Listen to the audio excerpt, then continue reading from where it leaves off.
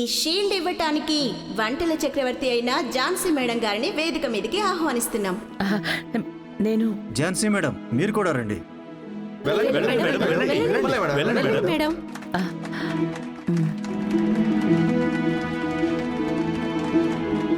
వెళ్ళండి Ravi sir.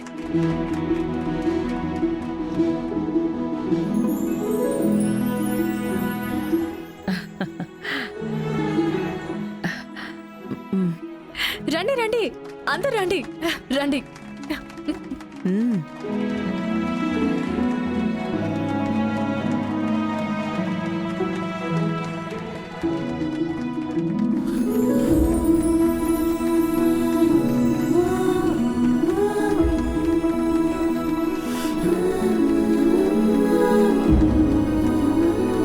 Sorry sir, నిజంగానే మీరు గ్రేట్ సార్. ఝాన్సీ మేడం పేరు మీరు నిలబెట్టారు. నేను మిమ్మల్ని తక్కువ చేసి మాట్లాడాను. I'm really sorry sir. It's okay. నేను కూడా మీతో అలా మాట్లాడుండకూడదు. I'm sorry. It's okay sir. ఆంధ్రప్రదేశ్కి గర్వకారణం ఝాన్సీ ఫుడ్స్ అధినేత్రి శ్రీమతి ఝాన్సీ గారి మనవడి అయిన రవి గారు మేడం పేరుని, కంపెనీ పేరుని నిలబెట్టారు. ఆవిడికి నిజమైన వారసుడు ఆయనే అని నిరూపించారు.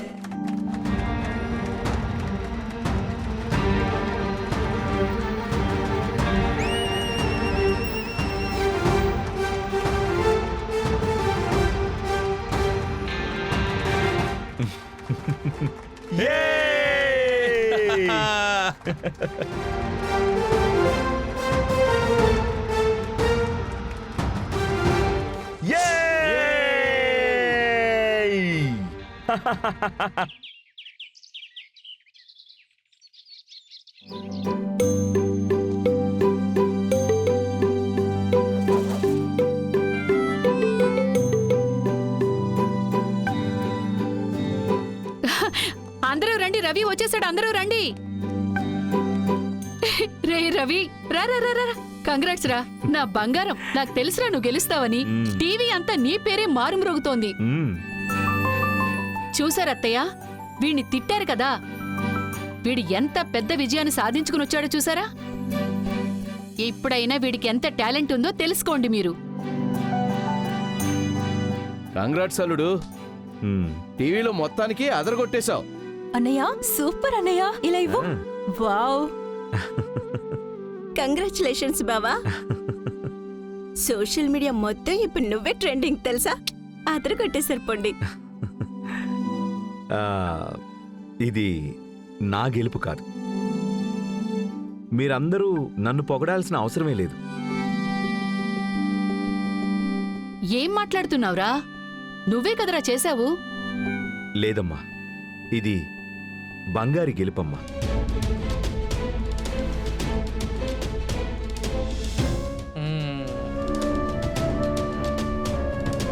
అసలు తను లేకపోతే ఈ షోలో నేను గెలిచేవాడిని కాదు.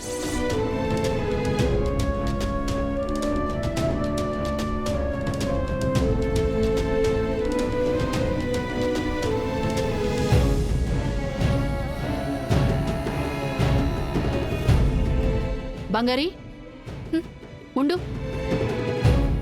ఇప్పుడు నీకు సంతోషమా? నా కొడుకు కష్టపడి గెలిచాడు, అది కూడా నీ ఖాతాలో వేసేసుకుందాం అనుకుంటున్నావు కదా. అసలు నిన్ను. మేడం, మీ అబ్బాయి ఏం చెప్పినా ఈ షోలో వచ్చిన సక్సెస్ కి రవి సరే కారణం. ఏంటి త్యాగం చేస్తున్నావా? నువ్వేంటి చెప్పేది? గెలిచింది నా కొడుకే అని ఊరు మొత్తానికి తెలుసు. మీనా వదిలే, దాంతో ఎందుకు డిస్కషన్? పో. ఊ, ఛ! అత్త వెళ్ళిన వెంటనే తోక పట్టుకుని వెంటనే వెళతావు కదా, అలాగే వెళ్ళుండొచ్చు కదా. ఇంకా ఎక్కడేం చేస్తాం, వెళ్ళు.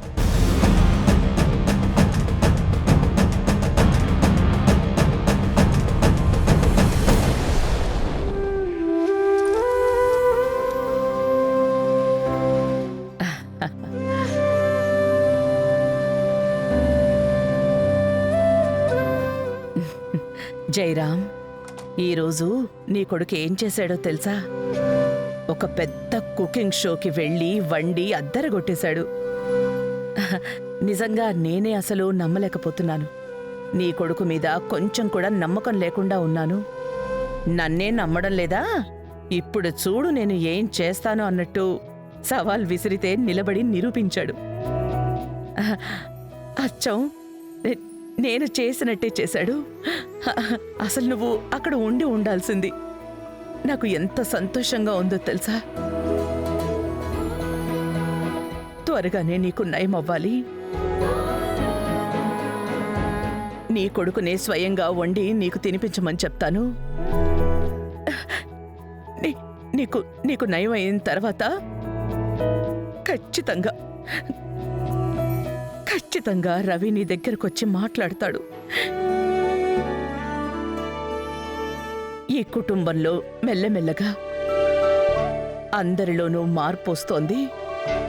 ఈ మార్పు కోసమే నేను ఇంతకాలంగా ఎదురు చూస్తున్నాను.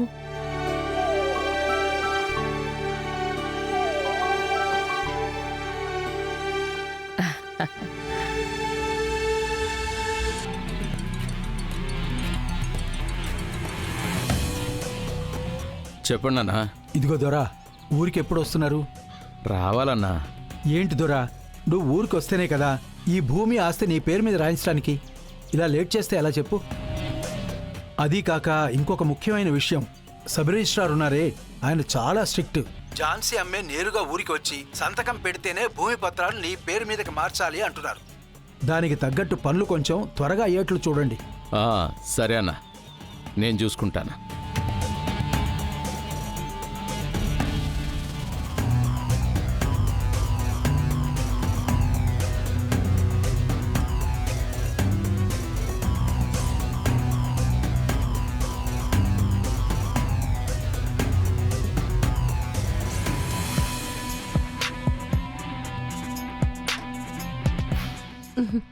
బేబీ, ఛాన్సే లేదు.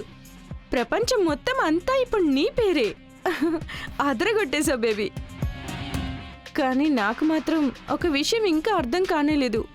ఇది నీకొచ్చిన సక్సెస్, అది పోయి నువ్వెందుకు ఆ బంగారుకి ఇచ్చేస్తున్నావు? బేబ్, నీ లైఫ్లో ఎంతో పెద్ద సక్సెస్ వచ్చింది. ఇవాళైనా నాతో టైం స్పెండ్ చేస్తావా? జ్యూస్లో ఏం కల్పించావు నాకు? ఏంటి బేబీ? నాకు నువ్వు తీసుకొచ్చి ఇచ్చావే జ్యూసు, అందులో ఏం కల్పించావు అని అడుగుతున్నా. నేనేం కలపలేదు బేబీ, అది జస్ట్ జ్యూసే. 10 ఏళ్లగా నేను తాగుతూనే ఉన్నాను. జ్యూస్ ఏది మందేది అని తాగిన నాకు తెలీదా? నువ్విచ్చిన జ్యూస్లో విస్కీ కల్పించావు అంటే నీ మోటివ్ ఏంటి? నేను ఓడిపోవాలనే కదా నువ్వు ఇదంతా చేసావు. చెప్పు శామ్. I'm sorry baby. నువ్వు ఆ బంగారుతో కలిసి వర్క్ చేయడం నాకు అస్సలు నచ్చలేదు.